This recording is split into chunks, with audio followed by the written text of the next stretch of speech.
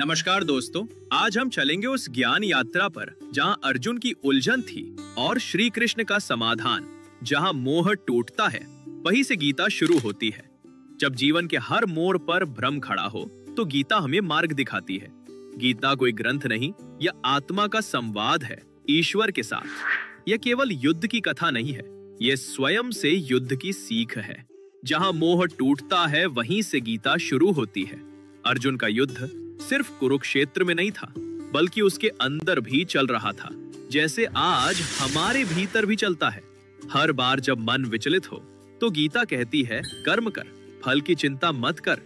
श्लोक के 11, अयनेषु च सर्वेषु यथा भागम वस्थिताः भीष्ममेवाभिरक्षन्तु भवन्तः सर्व एव हि।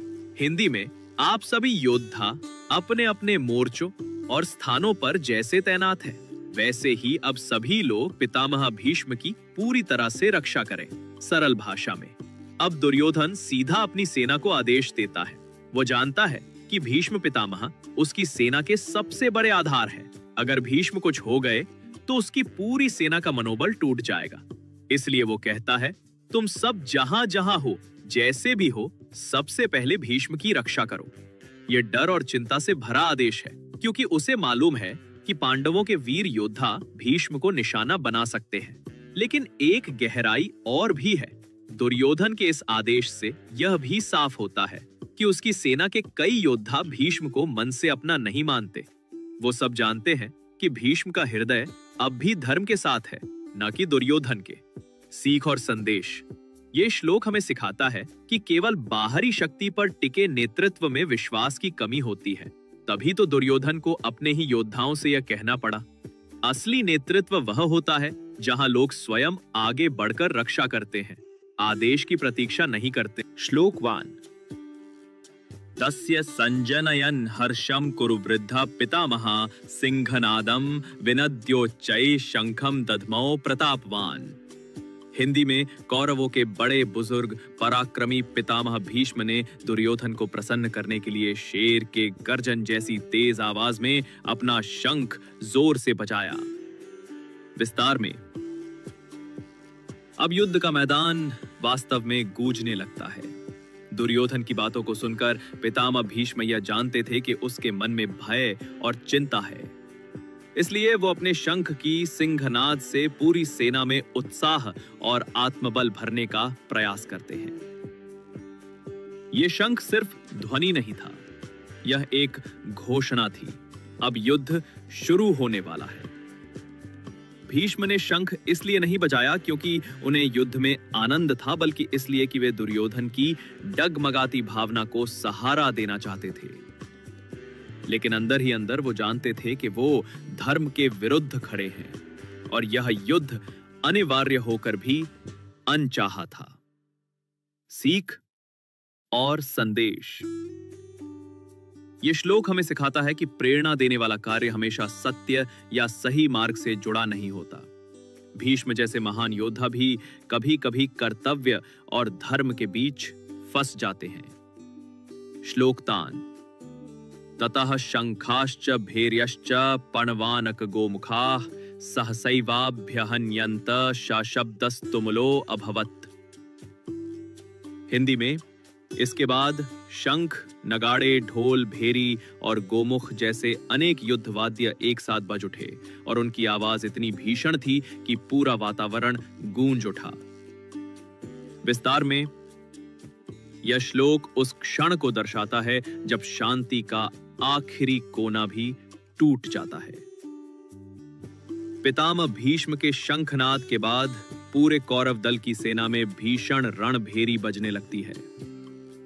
युद्ध के वाद्य, शंख, भेरी, बड़े ड्रम, पणव, छोटे ढोल, गोमुख, सींग जैसे वाद्य, सब मिलकर एक भयंकर युद्ध घोष का स्वर बनाते हैं। ये ध्वनियां केवल वाद्य यंत्र नहीं थीं, बल्कि युद्ध की घोषणा, शक्ति का प्रदर्शन और मन में भय भरने का माध्यम थीं। इस तुमुल शब्द, भीषण आवाज का अर्थ था, अब कोई लौटने का रास्ता नहीं है। अब या तो जीत होगी या विनाश। सीख और संदेश। कभी कभी जीवन में भी ऐसा समय आता है जब सभी विकल्प चुक जाते हैं और संघर्ष अवश्यम भावी हो जाता है। लेकिन उस संघर्ष में कौन विजयी होगा, ये केवल आवाज से नहीं बल्कि धर्म, विवेक और साहस से तय होता है। श्लोक 14। ततः श्वेतर हयैर्युक्ते महति स्यन्दने स्थितौ माधवः पांडवश्चैव दिव्यौ शंखौ प्रदध्मतुः। हिंदी में, ततः श्वेतर हयैर्युक्ते महति स्यन्दने स्थितौ, फिर सफेद घोड़ों से जुते हुए भव्य रथ पर स्थित माधव, श्री कृष्ण और पार्थ, अर्जुन ने अपने दिव्य शंख बजाए। विस्तार में, ततः 14 घाती अब तक युद्ध की आवाज कौरवों की ओर से उठ रही थी। लेकिन अब जब श्री कृष्ण और अर्जुन अपने दिव्य रथ पर खड़े होते हैं तो धर्म की शक्ति पहली बार स्वर रूप में सामने आती है। ये केवल शंखनाद नहीं था, ये था धर्म का उद्घोष, ये था सत्य की ओर से पहला उत्तर।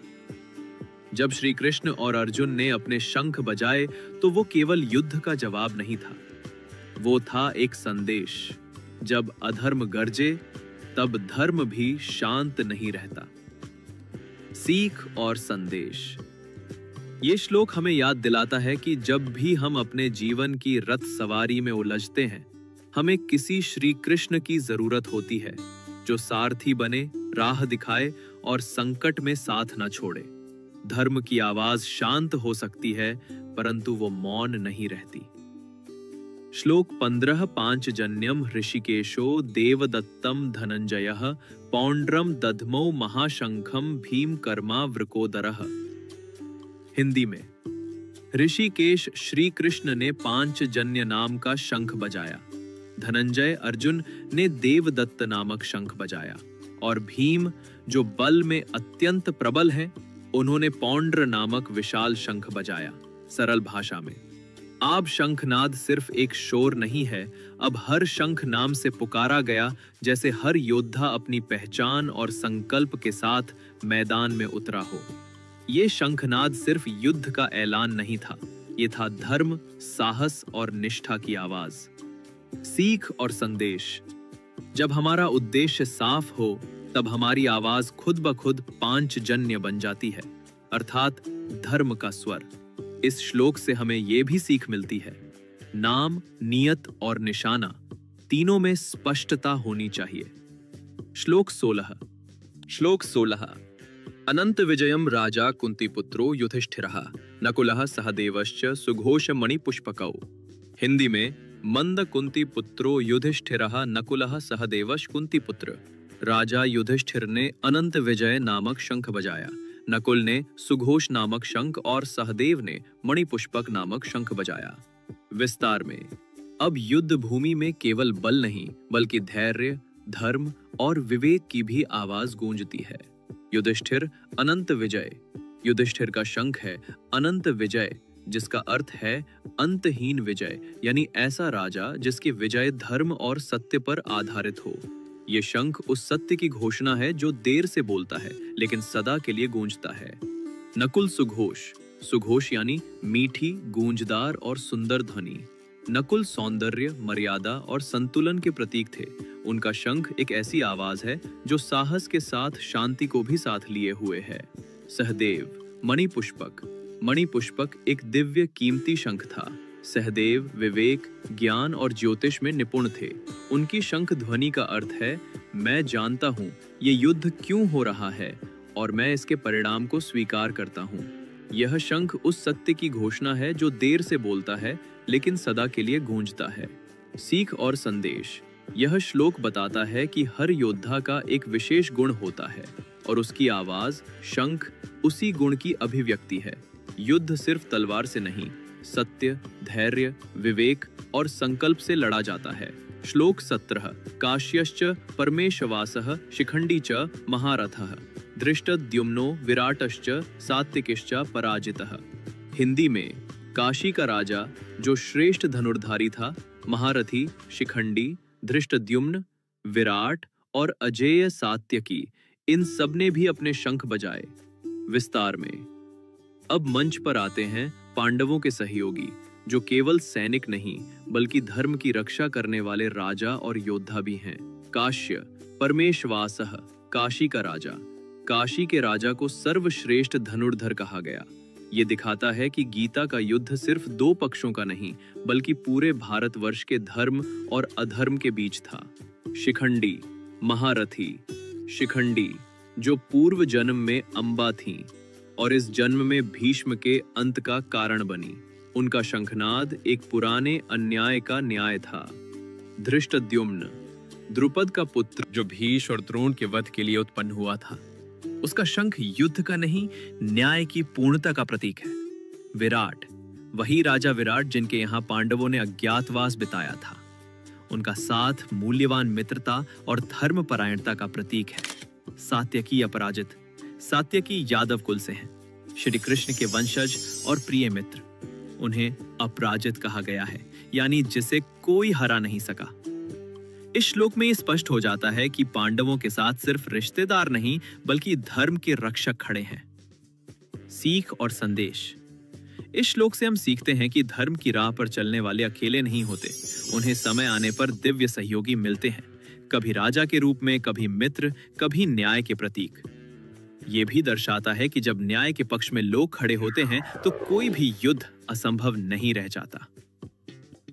श्लोक 18। द्रुपदो द्रौपदेयाश्च सर्वशः पृथ्वीपते सौभद्रश्च महाबाहु शंखान दधमु पृथक पृथक।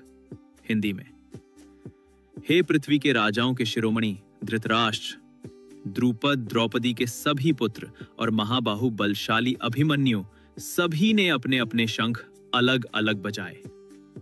विस्तार में, अब वो क्षण आता है जहां युद्ध भूमि में हर पीढ़ी, हर न्यायप्रिय योद्धा अपने स्वर से धर्म की घोषणा करता है। द्रुपद पंचाल का राजा और द्रौपदी व धृष्टद्युम्न का पिता। यज्ञ से उत्पन्न ये योद्धा अपमान और धर्म के लिए संघर्ष का प्रतीक है। द्रौपदी और पांचों पांडवों के पुत्र, ये केवल योद्धा नहीं बल्कि न्याय की अगली पीढ़ी है। उनके शंखनाद का अर्थ है, हम अपने माता पिता के अपमान का बदला नहीं बल्कि सम्मान की रक्षा करने आए हैं। सौभद्र अभिमन्यु, अर्जुन और सुभद्रा का पुत्र, जिसकी उम्र कम पर वीरता असीम थी। उसका शंख ये कहता है, युवाओं की ऊर्जा भी धर्म की लड़ाई लड़ सकती है।